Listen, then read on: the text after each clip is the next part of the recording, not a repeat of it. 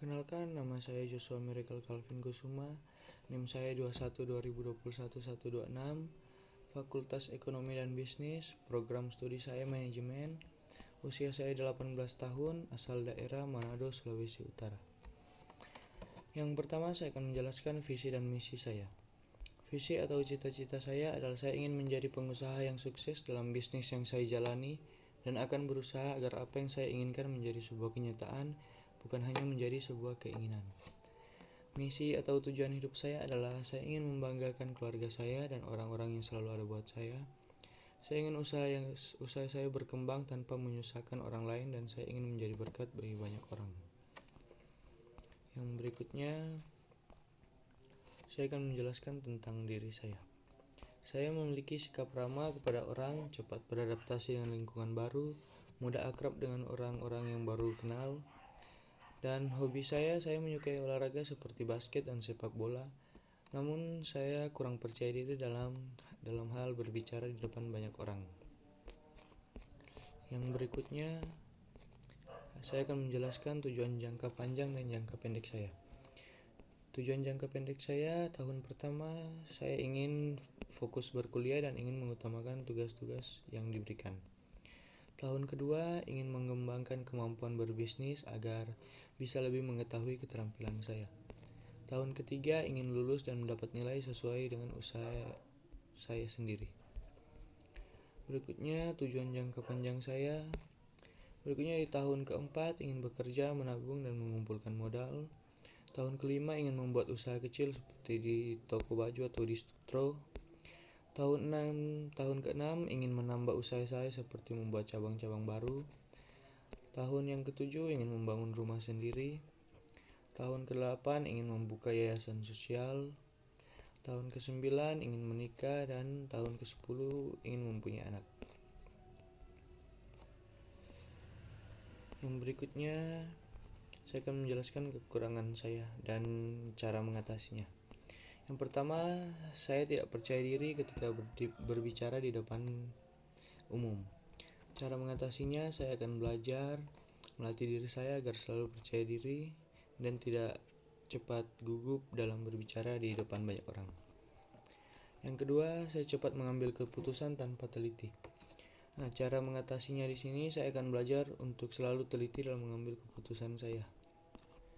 Yang ketiga, saya takut menerima risiko. Cara mengatasinya, saya akan berusaha agar apapun risiko yang saya dapat, saya akan menerimanya dengan baik. Yang berikutnya, strategi.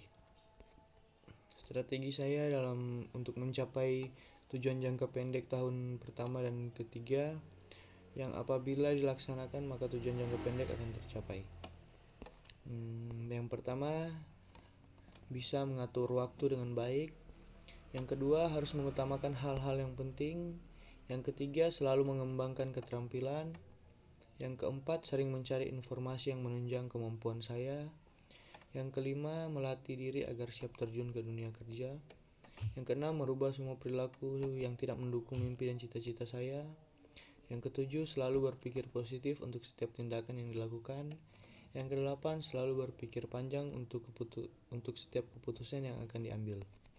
Yang ke-9, belajar mengerjakan sesuatu dengan cepat dan tepat. Ke-10, selalu siap menerima risiko. Dan yang ke-11, siap gagal dan berhasil. Yang berikutnya, manajemen diri.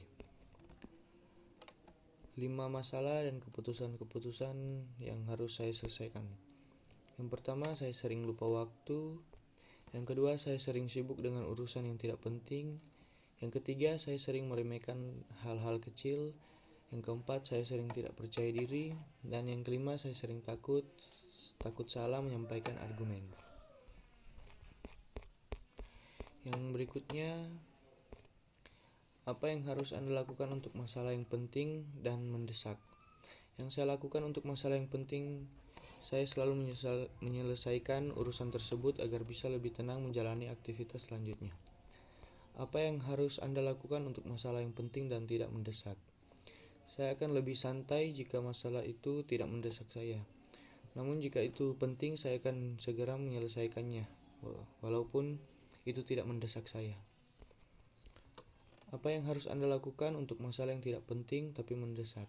Untuk masalah itu, saya akan tetap menyelesaikan masalah tersebut walaupun tidak penting. Karena walaupun tidak penting, tapi masalah itu membuat aktivitas saya terganggu, karena itu membuat saya terdesak dengan waktu. Apa yang harus Anda lakukan untuk masalah yang tidak penting dan tidak mendesak? Nah, untuk masalah yang ini yang tidak penting dan tidak mendesak, saya akan membiarkan itu, karena masalah itu tidak mengganggu saya dan aktivitas saya, karena tidak penting bagi saya, dan akan saya selesaikan ketika urusan-urusan penting saya sudah selesai.